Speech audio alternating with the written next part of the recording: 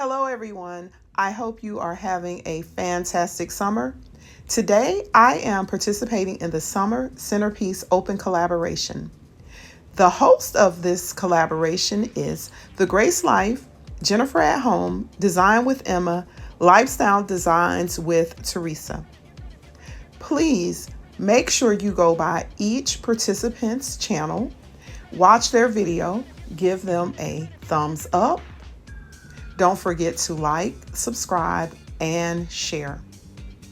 Today, I decided to go with a fuchsia centerpiece for my console.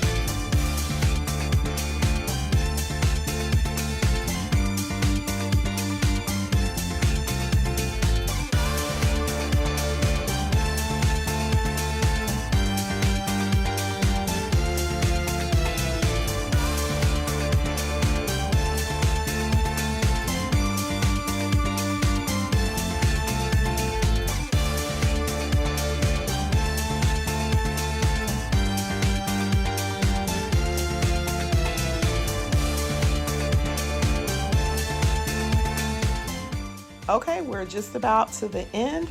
The last step that I'm adding are these branches. They have little lights, they're battery operated. I purchased them from Temu, and I want to say they were maybe like $4.